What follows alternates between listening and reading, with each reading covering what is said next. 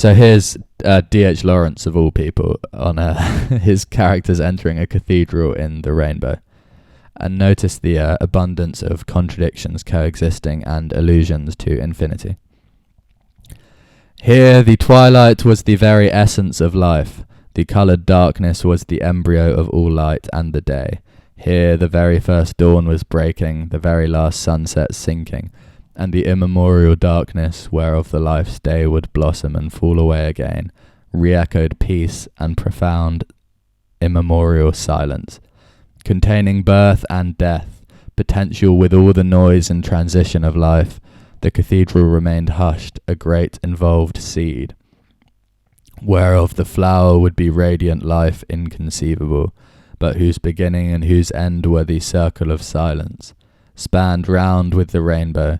The jewelled gloom folded music upon silence, light upon darkness, fecundity upon death, as a seed folds leaf upon leaf, and silence upon the root and the flower, hushing up the secret of all between its parts, the death out of which it fell, the life into which it has dropped, the immortality it involves, and the death it will embrace again. Here in the church, before and after were folded together, all was contained in oneness. Flowery, definitely, but not obviously wrong. George Saunders, no, I've said who he is before. Saunders, and who was himself a Hemingway disciple, describes the feeling maybe more simply. My internal language, the language in which I think, gets richer, more specific and adroit. I find myself liking the world more, taking more loving notice of it. Fiction helps us remember that everything remains to be seen. It's a sacrament dedicated to this end. We can't always feel as open to the world as we do at the end of a beautiful story, but feeling that way, even briefly, reminds us that such a state exists and creates the aspiration in us to strive to be in that state more often. Which I think is just a beautifully humble sentiment. I really like that. Iris Murdoch, a British author, complained that her failure to ever master the negative capability in her books was not a technical but a spiritual failure. I got that from James Wood's book, How Fiction Works. And it's an interesting idea, the negative capability as a spiritual accomplishment. And Saunders uses the word sacrament. Lawrence has his scene in a cathedral. Those artists find the sublime in nature, and Fleabag has the priest, I suppose. That's a bit more tenuous.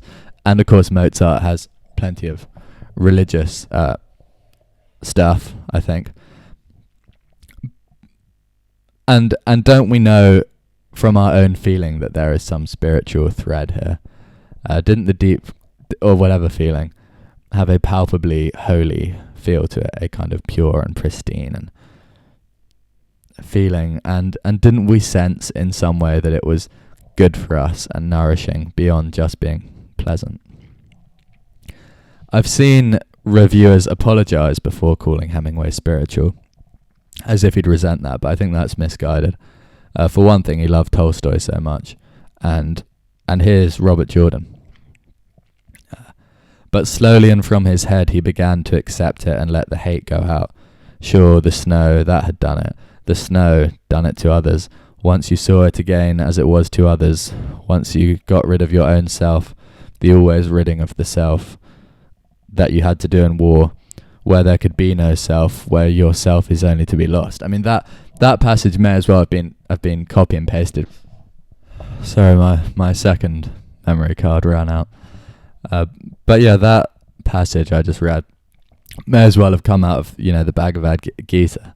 Not literally, but, and I don't know how well you know your Eastern religions, but they talk about what Robert Jordan is trying to do there, almost explicitly, is transcend the self, which is the path to enlightenment, according to Hinduism and Buddhism, well, certain parts of it. I've just before I talk about meditation, I've just gone and done some meditation, which is why I now sound so kind of serene. Hemingway's writing style resembles the thought patterns you're meant to have when you're practicing meditation. Declarative, low internality sentences, deauthored ones, saying, this happened, there was this, and not much of like, this is how I thought about it, I liked it, I didn't like it. In meditation, Vipassana meditation at least, that's the only one I know about, the practice is that you're meant to sit still and observe what sensations and thoughts arise, and do so neutrally and without judgment. So you might hear a car coming up your road and passing, and it would get louder, and then as it comes near, and then get quieter as it goes away. And you're meant to do the same with your thoughts. You're meant to say, oh, there's a concern about this, and watch it as it kind of rises, and then also watch it subside. And you're meant to just note it without any judgment. Of course, Robert Jordan does judge his thoughts ceaselessly, but Hemingway observes his thoughts about his thoughts neutrally. The hope with meditation is that after a bit your thoughts become quieter and you have fewer of them, and that when your mind is quiet and still, it is said you can hear something else, something that was kind of within you but too quiet to be heard previously, in the noise of all your kind of thoughts about things you'd like to change and who you are and whatever. And roughly this thing is felt to provide wordless guidance, like a gentle current might guide you. And the idea is that it guides you somewhere where you are quieter, freer, more receptive, understanding, accepting, peaceful, patient, and loving. And I've got two more versions quickly, some more secular versions for you. So the first on the non-judging and just noticing thing. Carl Rogers, who's one of the founders of the humanistic approach in psychology, said, "The great majority of us cannot listen. We find ourselves compelled to evaluate because listening is too dangerous. The first requirement is courage, and we do not always have it." And of the thing we can hear, that pleasant, pure, glowing thing we can hear after some success. Marcus Aurelius in Meditations, my favourite non-fiction book ever, and Robert Jordan, by the way, is relentlessly telling himself stoic mantras and trying to be stoic. So it's worth reading if you're interested in that, and it's just worth reading, so change your life. But he said, "Look within. Within is the fountain of good, and it will ever bubble up if thou wilt ever dig." And I hope between your reading of the book, mainly your own thoughts and experience, and maybe a bit of various ideas I've suggested, something is kind of taking shape and it's of some use to you. I think we can agree that the feeling imparted by this book, however it is imparted and whatever it is good for us in a profound way.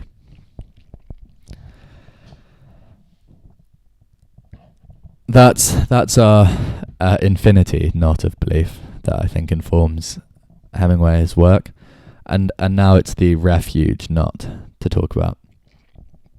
I think we feel this one and discern it in the taste the barrel way that we discussed during Carver, where the text is sort of marinated in it and it kind of seeps in.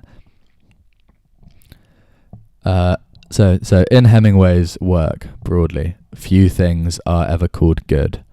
That adjective and things like it are reserved for, and those like it are reserved for things like smells, sights, tastes. Maria's body is lovely. Anise is good. The morning smell of the pine forest is good. Good is seldom assigned to political ideas, long relationships, values or beliefs, things we might consider more substantial. Interpreting it then that he does not care about these things is, I think, a mistake. Here's the best bit of Hemingway commentary I've ever read from the Poetry Foundation. The code by which Hemingway's heroes must live is contingent on the qualities of courage, self-control, and grace under pressure. Irving Howe has described the typical Hemingway hero as a man who is wounded but bears his wounds in silence, who is defeated but finds a remnant of dignity in an honest confrontation of defeat. Furthermore, the hero's great desire must be to salvage from the collapse of social life a version of stoicism that can make suffering bearable, the hope that in direct physical sensation, the cold water of the creek in which one fishes, or the purity of the wine made by the Spanish peasants, there can be found an experience that can resist corruption. It is not necessary or even possible to understand the complex universe. It is enough for Hemingway's heroes to find solace in beauty and order. What was special, and at the time galvanic, about his early writing was its precision and concision. Hemingway not only knew what to leave out, but he also succeeded in turning that austerity into a moral outlook, a way of looking at the world, at a world shattered and remade,